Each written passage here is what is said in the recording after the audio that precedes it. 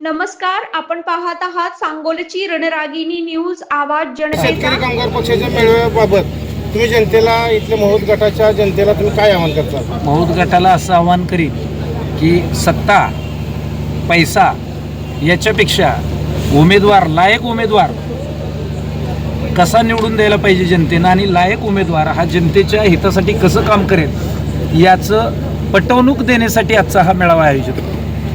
बरं, ह्या मेळाव्यात एवढी प्रजा आणि एवढी कार्यकर्त्याची संख्या एवढ्या रात्री सुद्धा उपस्थित राहिले, ह्याबद्दल तुम्हाला काय म्हणायचं? शेतकरी कामगार पक्ष हा निष्ठावंतांचा पक्ष आहे। ऑलरेडी शेतकरी कामगार पक्षाची पाळंमुळं सगळी घट्ट आहेत आणि सतत महुद गटावर सुद्धा जर इतिहास बघितला तर आत्तापर्यंत महुद गटावर शेतकरी कामगार पक्षाची सत्ता राहिलेली आहे आणि ती सत्ता पुन्हा एकदा जोमानं आणण्यासाठी आणि या गटामध्ये जे कोण विरोधी पक्षाचे उमेदवार आहेत त्यांनी केलेली जी वाचाळवीराची जी वाणी आहे, जे आमदार साहेबांबद्दल जी वक्तव्य केलेली आहेत, विधानसभेलाही तिथं उत्तर दिलेलं आहे आणि पुन्हा एकदा महुद गट, चिक महुदगण सगळे जोरदारपणे प्रत्युत्तर देतील, त्याची प्रचिती देण्यासाठी या मेळाव्यात एवढ्या अपरात्री लोक इथं आलेली होती। तुम्ही इच्छुक आहात का?